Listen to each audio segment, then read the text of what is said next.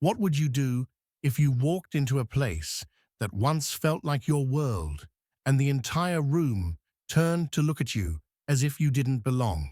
Would you walk in with your back straight, or would you quietly turn and leave? That evening, Castel Verdun, a riverside chateau along the Loire, glowed as if the entire elegance of Europe had been summoned for one singular night.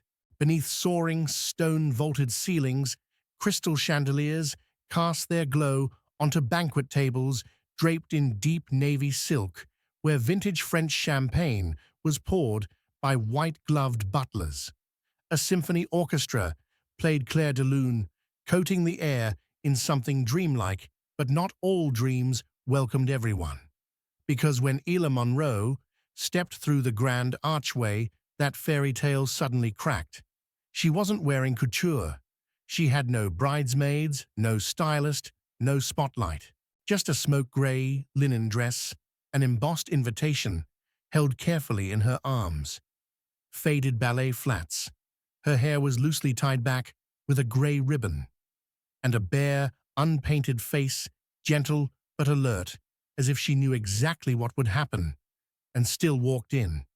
And almost instinctively, the murmurs began. A woman in Givenchy leaned toward her friend and whispered, "Linen here." The friend let out a quiet laugh. A young man in a tuxedo dusted with pearls raised an eyebrow, scanned Isla from head to toe, then turned away smirking over his martini. The stares didn't need words.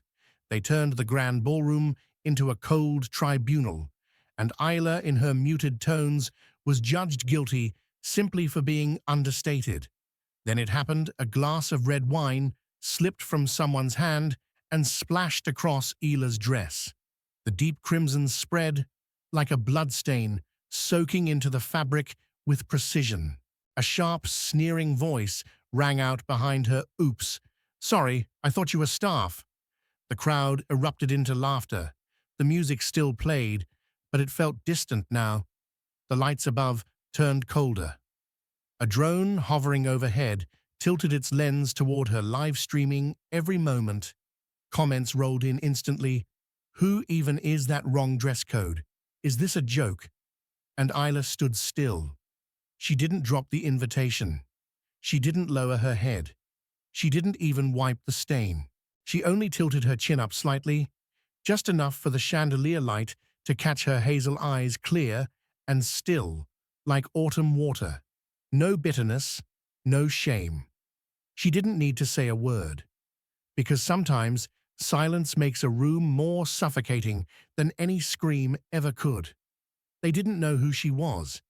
To them, she was just a dated silhouette, someone who had stumbled into a world far shinier, sleeker, and newer than the one she once helped shape.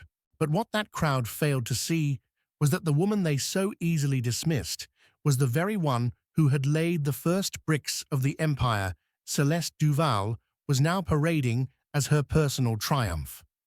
Valère, the brand, now present in over 80 countries and praised globally as a clean beauty icon, was born not in a boardroom, but in a cramped dorm room in New York, in the quiet hours when Isla stayed up alone, hand-mixing formulas and writing skincare recipes on sticky notes.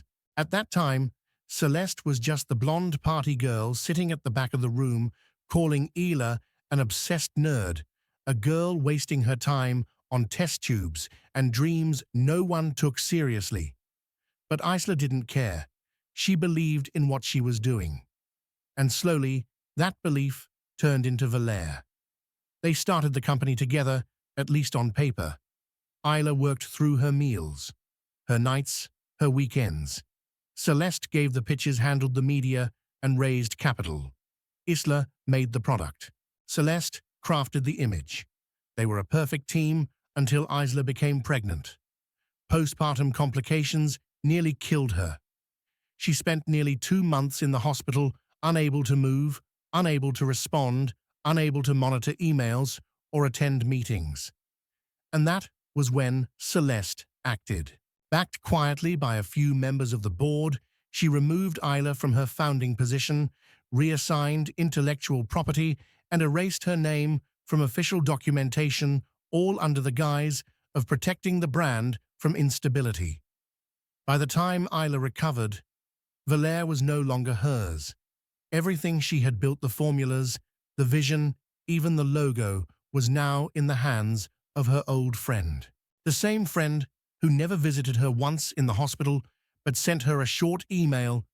"This is what's best for the company and for you. No apology, no thank you, no trace of regret." Isla disappeared. No lawsuits, no press, no resistance. She chose instead to live quietly with her daughter, stepping away from the world she once created. Until today, when an invitation arrived, her name printed in shimmering gold ink, with a note that read, "Let's celebrate how far we've come." And Isla understood. Celeste hadn't invited her to reconnect. She invited her to flaunt what she'd taken to make Isla watch everything she had once called her own, now belonging to someone else. And at that moment, Isla knew that some battles don't require noise or revenge. They only require you to be standing in the right place at the right time, so the truth can speak for itself. Isla didn't rush. She walked slowly, deliberately toward the main terrace, where the ceremony was about to begin, the crystal lanterns casting light across her wine-stained dress. The crowd that had once whispered now spoke freely. Their murmurs had turned into loud remarks. A woman in a deep sapphire Elie Saab gown tilted her head, cocktail glass in hand, and giggled. Does she think this is a garden party? Across the terrace, a well-known influencer named Lyra Hart, who had just signed a 7-figure deal with Valère, squinted at Isla and said loud enough for her entire circle to hear, "She looks like she's in the middle of a makeover show, just waiting for the dramatic reveal." The group erupted with laughter. A man in a tuxedo leaned in and winked. No makeup, no glam. Bold move for a gold digger. Isla didn't respond. She didn't need to, but the look in her eyes made a few of them shift uncomfortably. Seconds later, a server approached with a tray of champagne. He frowned when she didn't take one, then snapped lightly, as if scolding, "Hurry up. Guests are waiting." "I'm not serving tonight," Isla said calmly, evenly. The server froze, but no one apologized. They simply turned away, leaving Isla standing there like a mismatched centerpiece at a €100 million celebration. Then the event's host appeared, Trevor Kane, a man hired for his blade-like smile and a voice far too loud for any setting. He stood in the center of the terrace, microphone gleaming in his hand, eyes sweeping over the rows of gilded chairs until they locked onto Isla. His grin widened. "Dangerous." "Ah, there she is," he announced, clear as day, and the entire hall turned toward her. "We have a rather special guest tonight." He pointed directly at Isla, and a spotlight snapped on, burning into her. Phones rose, live-stream cameras zoomed in like she was tonight's entertainment. "We've got the perfect seat for her right next to the service crew," he said, gesturing to a tiny table tucked behind a stone column surrounded by carts and backroom staff. "Perfect for someone with such understated taste." Laughter exploded. Live comments flooded in fashion flop. "Somebody give her a mop," trending for all the wrong reasons. A woman in a metallic gown stood up, tossed her napkin toward Isla, and said with a half-laugh, half-sneer, "Start cleaning, honey." A man flicked a shrimp from his plate to the ground at her feet, chuckling. "Fetch, darling." The entire terrace lit up with mockery, like someone had flipped a switch. The insults spread like a virus. The drone above tilted to catch every frame of Isla walking toward the table meant for those who don't belong. No one invited her to sit. No one wanted to meet her eyes. Those nearby buried their faces in their phones, pretending not to see. And amid it all, Isla sat down quietly with her back straight. Her hands still held the invitation on her lap, like a final piece of proof that she belonged here even if no one wanted to admit it. The ridicule didn't stop. They called her outdated, said she came to beg for mercy from Celeste, said she was a symbol of failure, but none of them knew that every word they threw would soon come back, wrapped in silence and ready to choke them all. And then, as the music faded and the lights began to gather around the center platform, Celeste Duval appeared. She emerged from the glass doors at the top of the grand staircase, wearing a crystal-studded wedding gown that shimmered like the night sky breaking across white silk. The glow of hundreds of candles bounced off the diamond necklace at her throat and the small emerald-studded crown atop her head, casting her in the image of a true princess. Everyone stood and applauded, but Celeste didn't look at them. She looked at Isla, and she smiled. Not the smile of a bride in love, but the smile of someone who had conquered the world, standing proudly atop the ruins someone else had built. Celeste lifted the microphone, her voice sweet as sugar, but cold as stone. "Oh, Isla, you really came." A mix of claps and laughter rippled through the terrace. Celeste descended the marble steps, her eyes locked on Isla. "You know I didn't think you'd actually show, but I'm so glad you did. After all," she paused, tilting her head, "I always kept a seat for you. By the kitchen, wasn't it?" Laughter exploded again. Isla said nothing. She remained seated, one hand resting gently on her lap, eyes steady and unblinking. Celeste continued Valère, "The brand I built from nothing. In the beginning, I was the only one who believed in that vision." She began circling the stage, telling the story as if it were her heroic origin myth. There was a time when some people thought they were important to its foundation. She glanced down at Isla's lips, curving into a delicate smirk. But time proves not everyone is meant to stay. The crowd erupted again. What had once been subtle jabs had now turned into open acid rain. A man in a wine-colored tuxedo laughed out loud, sounds like a eulogy. One influencer, live streaming, whispered into her mic, "She's roasting the old friend like a true queen." Celeste walked to the edge of the platform, staring directly at Isla, sitting quietly in the last row. "I have to thank you, Isla, because you taught me something valuable." She paused, letting the silence tighten the air for a few seconds. That sometimes the best thing a person can do is learn how to step back. All eyes turned to Isla. Even the drone camera above tilted down, capturing her hair, her faded silver shoes, her wine-stained dress. A woman in a metallic gown muttered, still clinging to that simple look. "Huh," a young man quipped. "She's sitting there like a ghost from the past." But what no one expected was that Isla didn't leave. She didn't bow her head. She didn't react. She simply looked up, calm, silent. And it was that silence that made Celeste falter, just slightly, but enough for her voice to start losing its rhythm. Celeste forced a smile and pressed forward with her script. "Anyway, today is about love, about what we deserve. And we all know." Her eyes scanned Isla again. "Some people were never meant for the spotlight." Applause followed once more. But this time it wasn't as eager, because some people were beginning to feel uneasy, and some glances, no longer filled with disdain, were now tinged with something else. Curiosity. Because while the entire world was trying to tear her down, Isla was the only one who remained whole. Celeste was still smiling. She stood on the stage, her dress shimmering like a crown of power, convinced that tonight had immortalized her name. But then, something not in the script happened. The first stir came from the tables outside. A few guests began to turn their heads. There were whispers and the clinking of glasses stopped mid-air as startled hands froze. Isla hadn't looked up, but she knew. She had waited for this moment. From a distance across the lawn behind the chateau, where the lights didn't reach, a low, heavy roar began. Deep, solid, as if the air itself had to part.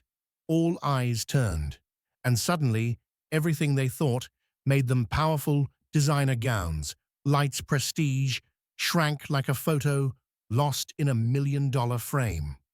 The sky split open with the thunder of blades. A sleek, all-black luxury helicopter descended onto the grass, the tail bearing a single platinum G engraved into the metal, slicing through the night air. The rotor sent hundreds of white flower petals flying. Dresses rustled, champagne glasses trembled on tables.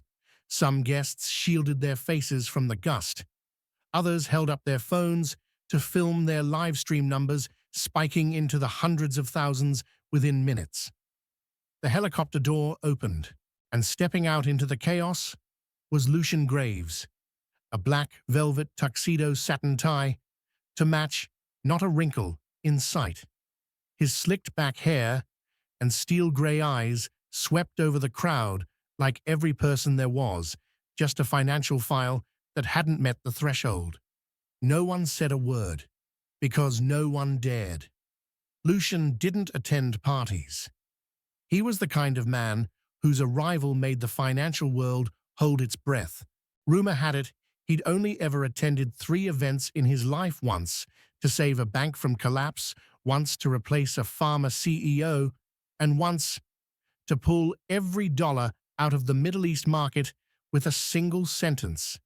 And tonight, he stepped into Celeste Duval's wedding unannounced.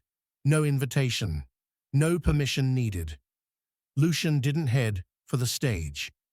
He walked straight down the center aisle, passing men who scrambled to stand, women who adjusted their dresses with shaking hands. His eyes didn't land on anyone.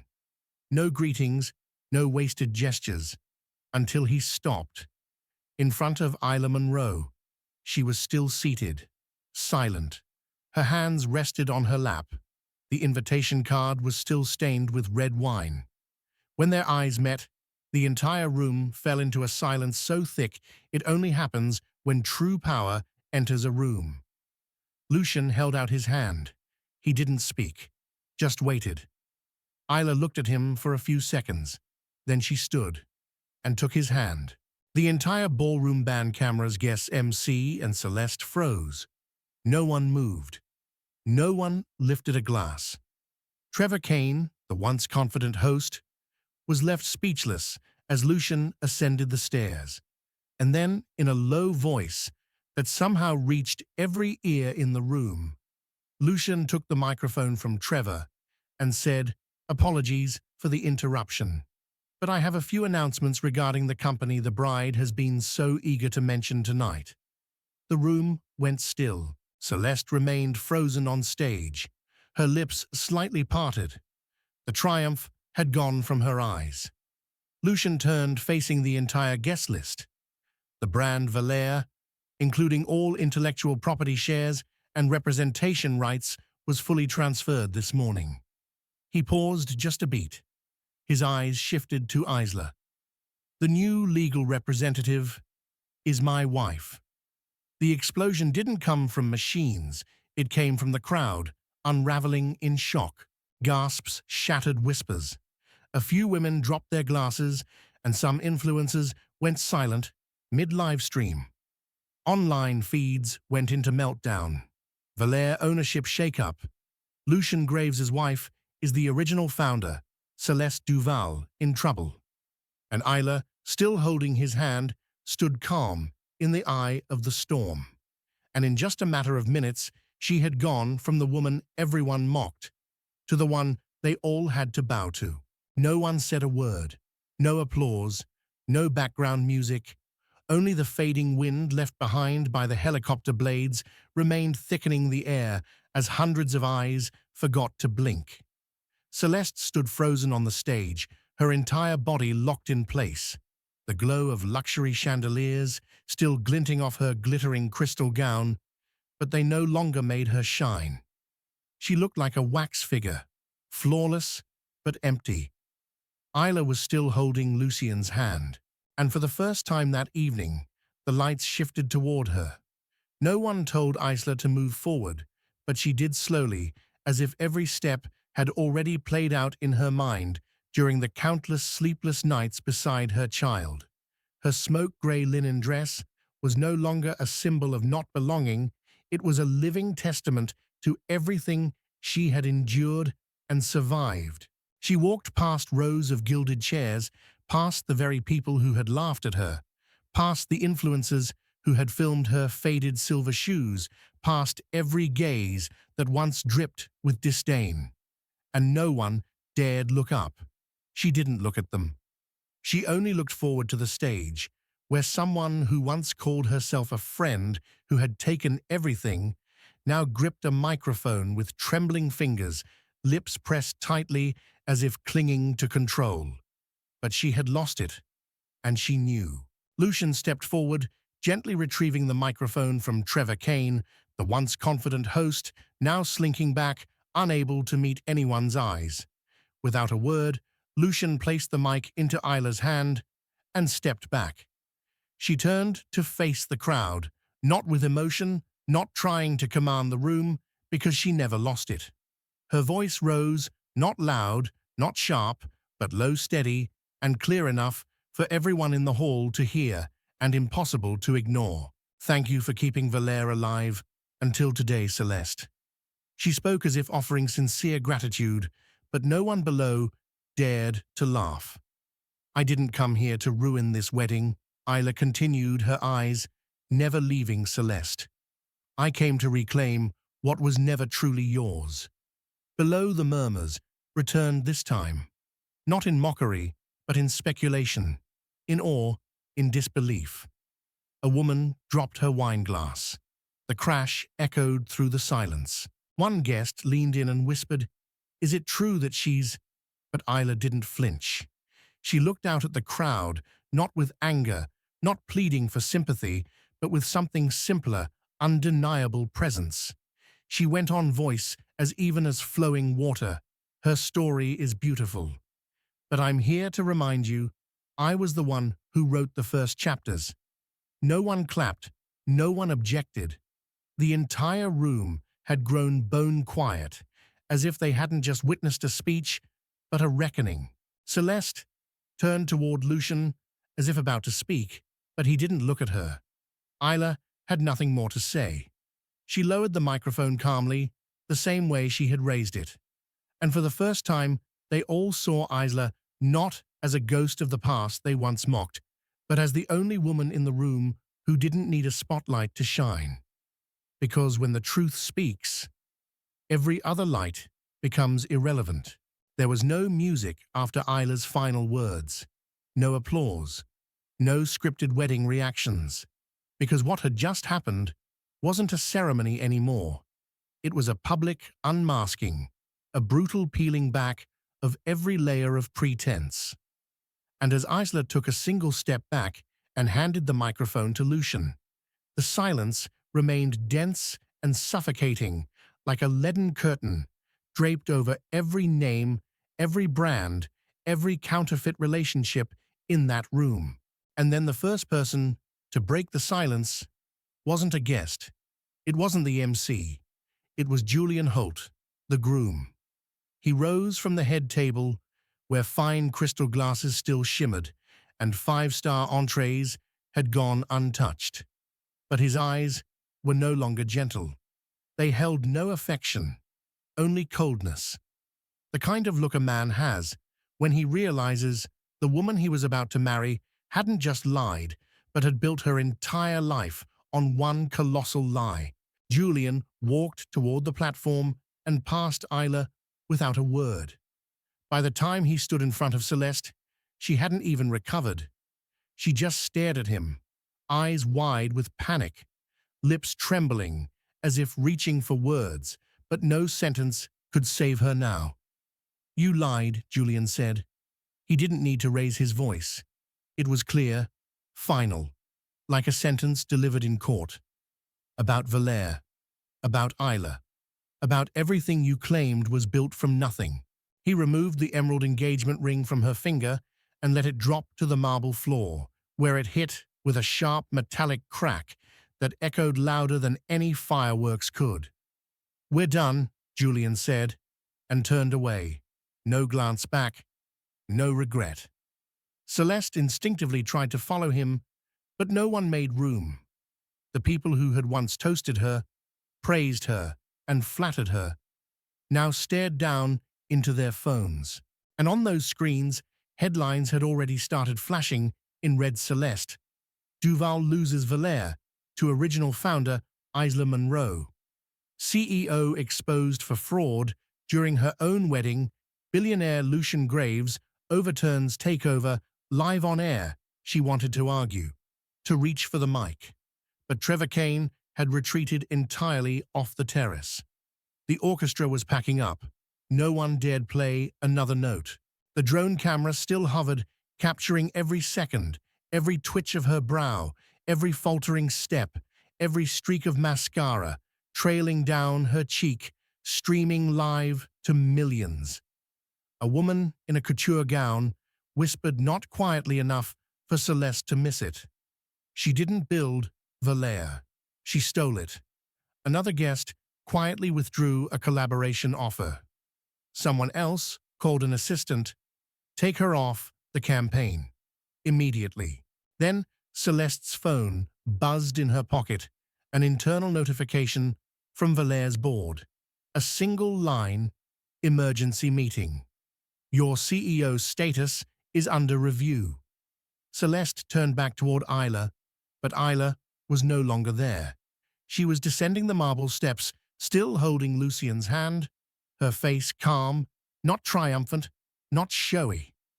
Isla didn't need applause, because her real victory was silence. Silence that lasted to the very end, until the truth set itself ablaze, consuming every falsehood without needing one more word of judgment. Isla didn't look back. She didn't need to see whether Celeste tried to follow, didn't care what whispers were being exchanged behind her, and no longer heard a single word from those who once mocked her for wearing a smoke-gray linen dress. All of it, the laughter, the murmurs, the live stream cameras that once zoomed in on her face as if she were a joke, held no weight now. Because once the truth has been spoken, once the light shines directly into the heart of fabrication, silence becomes the clearest answer. And Isla had stayed silent long enough for that to happen. She walked out of the ballroom with Lucian by her side, hand in hand, like they had just endured a war that lasted years, not through lawsuits, not through arguments, but through the quiet resilience of self-respect. The helicopter waited in the field behind the chateau, where there were no chandeliers, no gowns, no cameras, only stillness, a soft breeze, and a seat wide enough for two people to sit beside each other without needing to say another word. Lucian gently squeezed her hand and tilted his head. "You didn't have to do that," he said. Isla looked out toward the lake, where the castle lights still shimmered across the water's surface, and finally smiled the first smile of the entire night, not from victory, but from release. "I know," she replied, "but I didn't do it for them. I did it for me." The helicopter lifted slowly off the ground, rising steadily above the chateau, now drowning in scandal. Down below, Celeste's empire began to collapse by the minute contracts, revoked sponsorships pulled Valère's stock plummeting, and the image of her crying on stage became a viral meme with one caption shared across the world: "You stole the wrong story." The people who had once laughed with Celeste were now deleting videos, posting apologies, but no one cared anymore. Isla said nothing more. She didn't need to, because sometimes the strongest thing a woman can do is walk away from the very place that once broke her, with her head held high and carrying nothing but the truth. No spotlight, no revenge, just one final step, and never looking back. Some collapses don't need a push. They crack on their own when the truth stands still and refuses to disappear. Isla Munro didn't need to scream to be believed. She didn't need fame to have worth, and she didn't need revenge to win. This story isn't just about flipping a stage. It's a quiet reminder to all of us sometimes you don't need to be recognized right away. You just need to be right, and time will speak for you. The lesson here isn't about who lost and who won. It's about how someone stayed true to themselves even when everything was taken. In a world where worth is too often tied to lights labels and hollow applause, calm dignity and quiet honesty like Ikla's are what people remember. Personally, I believe the right silence can be louder than 1,000 arguments, and no matter how long it's been buried, it always finds its way to the stage when it's time to be heard. If you've ever been misjudged, if you've ever walked into a room where everyone thought you didn't belong, remember Isla's story. And keep walking, even if no one claps for you. If this story touched something in you, leave a comment. I'd love to hear your story. And don't forget to like, share, and subscribe to Toch Story so you won't miss the next video that reaches the deepest part of you, the part where sometimes one well-timed truth can change everything.